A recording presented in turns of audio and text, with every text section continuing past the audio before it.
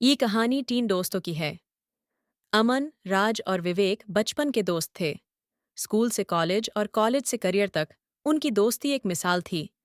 तीनों ने वादा किया था कि वे एक दूसरे का साथ कभी नहीं छोड़ेंगे। लेकिन वक्त के साथ सब बदलने लगा। अमन को एक बड़े शहर में नौकरी मिल गई। राज ने अपना बिजनेस शुरू कर दिया और विवेक अपनी लाइफ में संघर्ष कर रहा था।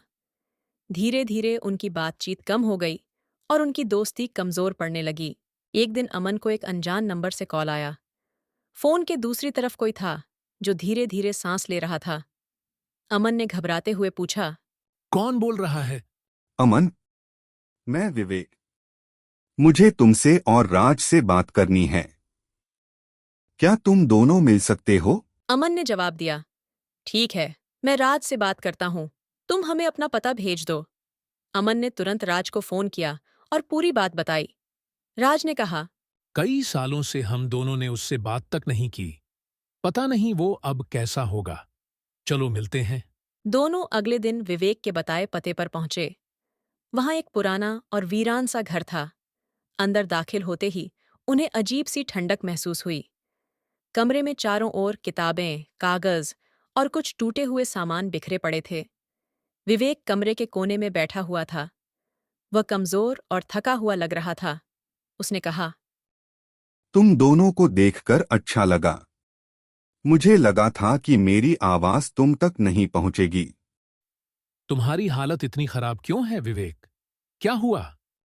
यह सब बाद में बताऊंगा। पहले एक खेल खेलते हैं। अमन और राज को यह अजीब लगा, लेकिन वे खेल में शामिल हो गए। अमन ने अलमारी से एक पुरानी डायरी निकाली जिसमें लिखा था, दोस्ती को वक्त की जरूरत होती है। राज को एक कागज पर लिखा संदेश मिला, अगर तुम वक्त नहीं दोगे तो दोस्ती धीरे धीरे खत्म हो जाएगी। विवेक ने मुस्कुराकर कहा। पहला सबक मिला, वक्त की कदर करो। दोनों ने बाकी सुराग भी ढूंढे और समझा कि विवेक ने अपनी जिंदगी में कई संघर्ष झेले थे, लेकिन उसने अपनी परेशानियों को कभी किसी से साझा नहीं किया। अंत में विवेक ने कहा, मुझे कैंसर है। शायद मेरे पास ज्यादा वक्त नहीं। मैंने तुम्हें यहाँ इसलिए बुलाया ताकि मैं यह दोस्ती फिर से जी सकूं। जो वक्त हमने खो दिया उसे मैं आखिरी बार महसूस करना चाहता था। अमन और राज भावुक हो गए। उन्होंने महसूस किया कि दोस्ती समय, ध्यान और प्यार मांगती है। उन्होंने वादा किया कि अब वे अपने रिश्तों को वक्त देंगे और विवेक की हर आखिरी इच्छा पूरी करेंगे। अंत में विवेक ने कहा, दोस्ती कभी खत्म नहीं होती, बस उसे जिंदा रखना पड़ता है।